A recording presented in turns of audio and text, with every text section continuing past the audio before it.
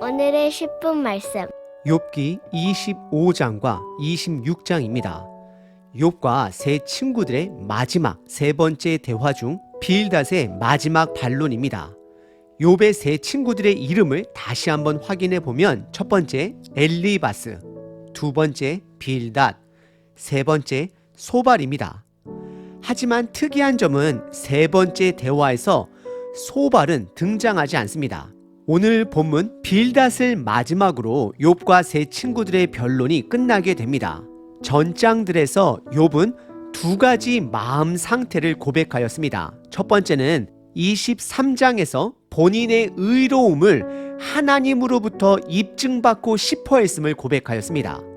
그리고 두 번째는 24장에서 불의한 현실 속에 즉각적으로 응답하지 않는 하나님에 대해 솔직하게 고백하였습니다. 이 두 고백을 들은 빌닷이 매우 간결하게 응답합니다. 빌닷의 발언은 25장 전체 하지만 단 6절입니다. 그리고 이어서 욥은 26장에서 답합니다. 빌닷의 발언과 욥의 반론은 비교해 볼 만합니다. 왜냐하면 동일한 주제를 가지고 서로 말하고 있기 때문입니다. 그 동일한 주제는 하나님의 주권입니다. 빌닷의 인과응보 법칙에서의 하나님의 주권, 그리고 욥이 말하는 변칙적인 하나님의 주권, 둘 다 하나님의 주권을 강조합니다. 하지만 안타깝게도 빌닷은 잘못된 하나님을 묘사합니다. 왜냐하면 그의 목적은 오로지 욥을 정죄하기 위함입니다. 빌닷은 정죄를 목적으로 하나님의 주권을 이야기하고 욥은 하나님의 변칙적인 주권을 이야기합니다.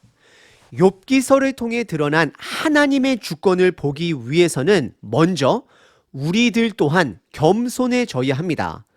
겸손하지 않으면 욥기서를 단지 내가 괴로울 때 보는 책으로만 여길 것입니다. 그럼 결국 욥기서를 통해 드러나는 하나님의 주권을 발견하지 못할 수 있습니다. 여전히 내 상황에 갇혀 내 생각에 하나님의 말씀을 가둘 수 있다는 것입니다. 하나님은 우리가 가둘 수 있는 분이 아니십니다. 특별히 저와 여러분들이 살아가는 이 시대는 각자의 주장이 매우 강한 시대 속에 살아갑니다. 그러다 보니 너무나도 다양함의 다양함을 존중하고 살아갑니다. 무엇이 옳은 것인지 옳지 않은 것인지 그 경계선이 허물어진 세상 속에서 살아갑니다. 그래서 욥은 전장에서 불의한 현실을 바라보며 빛과 어둠의 경계가 무너진 세상을 조명하였습니다.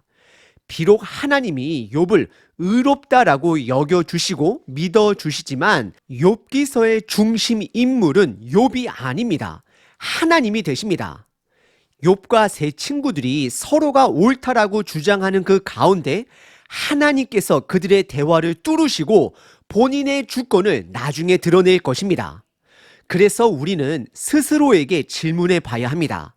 나는 욥기서를 통해 드러난 하나님의 주권을 보기 위해 겸손할 수 있는가라고 물어봐야 합니다. 욥기서는 인생의 의미를 담고 있는 책입니다. 우리들의 존재를 담고 있는 책이 되는 것입니다. 빌닷의 마음 중심은 하나님을 경외함이 없습니다. 단지 그의 사상을 공격해오는 욥을 향하여 정죄하기 바쁩니다. 그래서 욥의 고난을 통해 드러난 하나님의 주권을 보지 못하고 있습니다.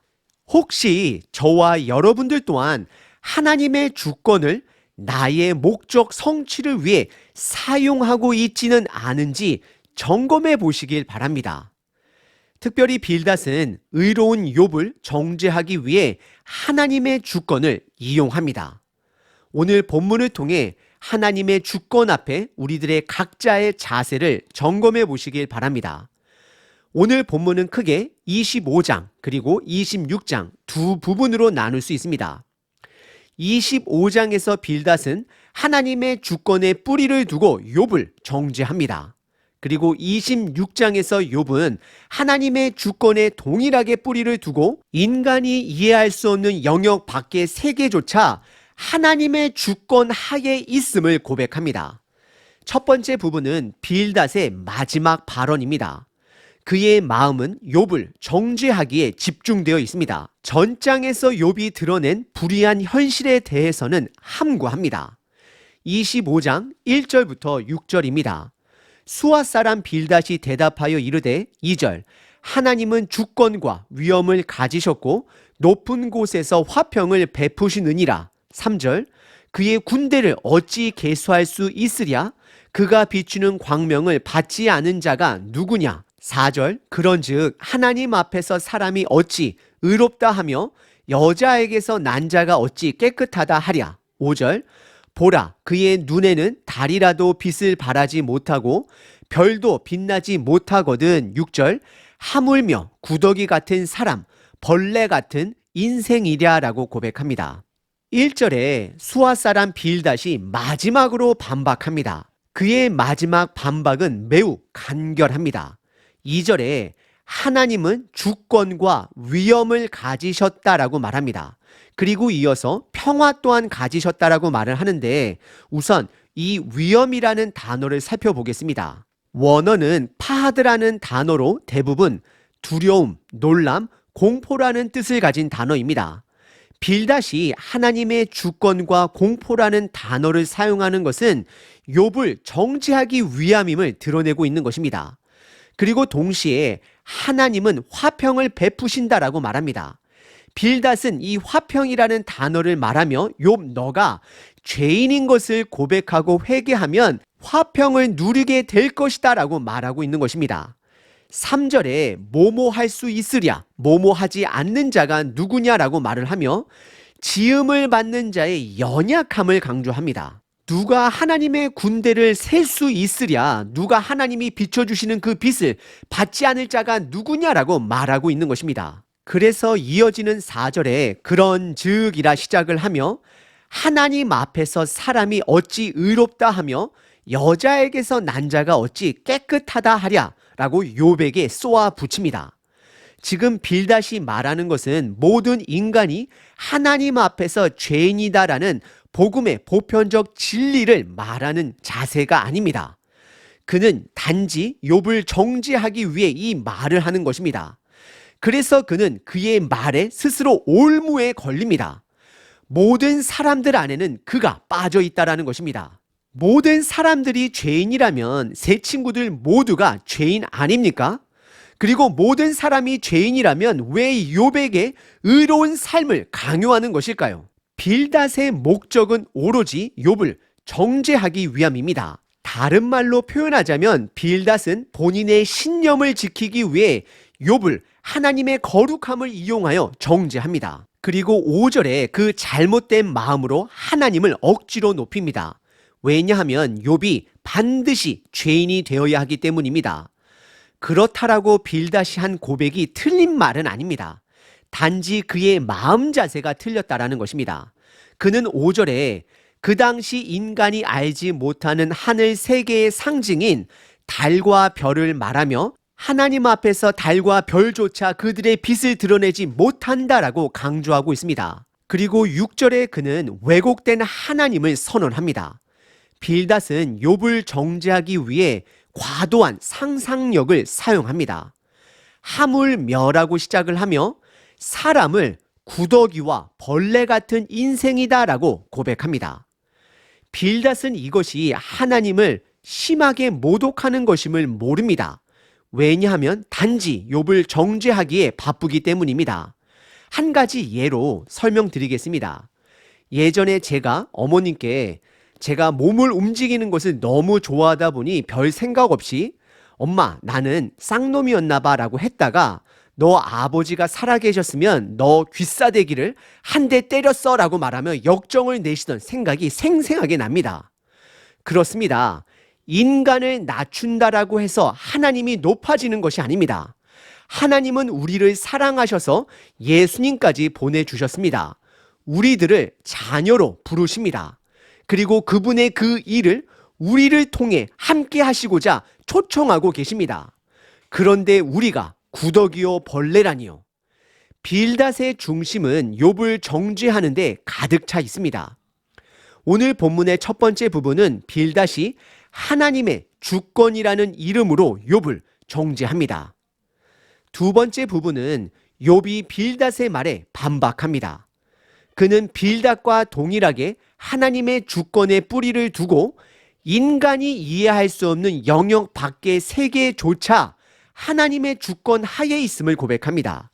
26장 1절부터 14절입니다. 욥이 대답하여 이르되 2절 내가 힘이 없는 자를 참 잘도 도와주는구나. 기력 없는 팔을 참 잘도 구원하여 주는구나. 3절 지혜 없는 자를 참 잘도 가르치는구나. 큰 지식을 참 잘도 자랑하는구나. 4절 내가 누구를 향하여 말하느냐? 누구의 정신이 내게서 나왔느냐?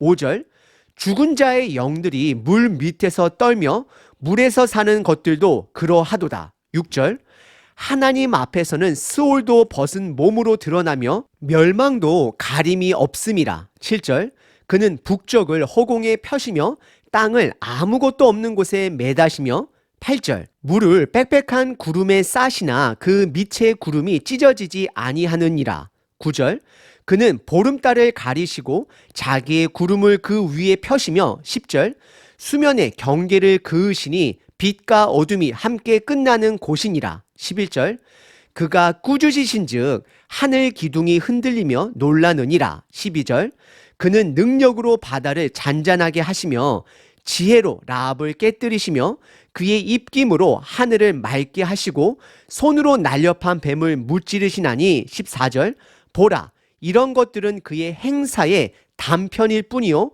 우리가 그에게서 들은 것도 속삭이는 소리일 뿐이니 그의 큰 능력이 우레소리를 누가 능히 헤아리랴라고 고백하고 있습니다. 우선 1절서부터 4절까지 욥은 솔직한 그의 심정을 고백합니다. 특별한 표현을 4번을 반복합니다. 그 표현은 너는 참 잘도 뭐뭐 하는구나입니다. 그의 말이 전혀 이해도 되지 않고 위로도 되지 않음을 선언하고 있는 것입니다. 2절에 내가 힘없는 자를 참 잘도 도와주는구나. 힘도 없는 자를 참 잘도 구원하여 주는구나. 3절에 지혜 없는 자를 참 잘도 가르치는구나. 너의 그 큰 지식을 참 잘도 자랑하는구나 라고 고백을 합니다. 그리고 4절에 욥은 빌단 너가 말한 그 지혜가 누구에게서부터 온 것인지 묻습니다. 욥은 그의 고백이 헛된 고백임을 지적하고 있는 것입니다. 그리고 이어지는 5절은 욥의 반박의 중심절이 됩니다. 5절에 보시면 죽은 자의 영들이 물 밑에서 떨며 물에서 사는 것들도 그러하도다 라고 말하고 있습니다. 별뜻 없어 보이지만 빌닷은 8장을 시작으로 그동안 그의 지혜는 조상들로부터 응축된 지혜다. 그 귀한 지혜를 너에게 알려주겠다라고 매번 강조하였습니다. 그래서 욥은 그들의 조상들을 죽은 자들의 영으로 표현하며 빌단 너의 지혜 또한 죽은 지혜가 됨을 반박하고 있는 것입니다. 그리고 이제는 죽은 조상들처럼 물밑에서 죽은 자같이 죽은 자들에게서 지혜를 찾지 말고 살아있는 현실을 보고 지혜를 얻으라라고 욥이 강조하고 있는 것입니다. 그리고 이어지는 6절서부터 13절까지는 3가지 공간으로 비유를 들며 인간이 이해할 수 없는 영역 밖의 세계조차 하나님의 주권과 통치 아래 있음을 선언합니다. 첫 번째 공간은 6절에 죽음의 공간, 스올입니다. 죽음의 공간은 인간이 접근할 수 없는 공간입니다. 그런 공간까지 하나님께서 통제하시고 있음을 드러냅니다. 두 번째 공간은 7절에 하늘이라는 공간입니다. 지금은 다들 비행기를 타고 하늘을 볼 수 있지만 고대 시대만 해도 하늘의 구름과 파란 하늘은 인간이 접근할 수 없는 공간이었습니다. 그래서 7절서부터 10절까지 북쪽을 허공에 펴시고 하늘 위에 구름을 만드시고 물을 묶어두셔서 그 물이 아래로 떨어지지 않게 하시며 그 구름으로 보름달도 가리시고 땅 아래의 물과 하늘 위의 물로 구분하신다라고 말하고 있습니다. 욥은 창조주 하나님 되심을 드러내고 있습니다. 그리고 세 번째 공간은 11절서부터 13절까지 바다입니다. 하나님은 바다의 어둠의 동물의 상징인 라합까지 깨뜨리시며 바다의 풍랑도 잠잠하게 하실 수 있는 분이 되심을 드러내고 있습니다. 그리고 14절의 욥은 최종적 변론으로 보라라고 시작을 합니다. 욥이 말한 이런 것들조차 하나님의 일에는 매우 작은 단편적인 일뿐이 된다라고 고백합니다. 그리고 우리 인간이 귀로 들을 수 있는 것은 매우 작은 소리일 뿐이다라고 말하며 하나님의 큰 우레와 같은 소리를 누가 능히 감당하고 헤아릴 수 있으랴라고 고백하고 있습니다. 오늘 본문의 두 번째 부분은 욥이 하나님의 주권에 뿌리를 두고 인간이 이해할 수 없는 영역 밖의 세계조차도 하나님의 주권 하에 있음을 고백하고 있습니다. 오늘 본문 빌닷이나 욥이나 둘 다 하나님의 주권에 뿌리를 두고 서로를 향해 변론합니다. 하지만 빌닷의 마음에는 하나님의 주권을 이야기하면서도 그의 중심에는 하나님을 경외하는 마음이 없습니다. 오로지 그의 신념에 맞지 않는 욥을 정죄하기 위해 바쁩니다. 그러다 보니 하나님을 왜곡합니다. 하나님이 인간을 벌레와 구더기같이 여긴다라고 말합니다. 그래서 안타깝게도 빌닷은 욥의 삶을 통해 드러난 하나님의 주권을 보지 못합니다. 오늘 본문은 우리들에게 각자에게 질문합니다. 여러분들은 하나님 앞에서 겸손하실 수 있으신가요? 그러면 하나님의 주권을 볼 수 있게 될 것입니다. 앞으로 남은 욥기서 묵상을 통해 비록 우리 삶 가운데 고난이 있을지라도 하나님의 주권을 겸손히 인정하시는 저와 여러분 되시길 바랍니다. 365일 기도문입니다. 고린도 후서 5장. 만일 땅에 있는 우리의 장막집이 무너지면 하나님께서 지으신 집 곧 손으로 지은 것이 아니요 하늘에 있는 영원한 집이 우리에게 있는 줄 아느니라. 생명을 주신 하나님 아버지, 하나님의 일을, 하나님의 나라를 사모하는 자에게 신령한 복을 허락하소서. 우리는 하늘에 있는 영원한 집을 소유했음을 믿습니다. 이 땅에서 전전긍긍하며 살다 보니 육체에 온 힘을 쏟게 됩니다. 내 몸이 다인 것 같고 이 땅이 전부인 것 같습니다. 그래서 조금만 무너지면 인생이 끝나는 것처럼 좌절합니다. 하나님 나라에 소망이 있다라는 것을 머리로는 잘 알지만 우리들의 마음은 이 땅에 소망을 두고 살아갑니다. 세상 일에 집중하고 있으니 세상이 다인 것 같고 자식 일에 집중하고 있으니 자식이 다인 것 같습니다. 눈을 떠 하나님의 나라를, 하나님의 일을, 나에게 주신 사명을, 내가 매야 되는 나의 작은 십자가를 보게 하소서. 보이는 것이 아니라 보이지 않는 더 많은 중요한 것을 보게 하소서. 나는 하늘의 소망을 품고 사는 사람임을 깨닫게 하소서. 예수 그리스도의 이름으로 기도합니다. 아멘. 항상 기뻐하라. 쉬지 말고 기도하라. 범사에 감사하라.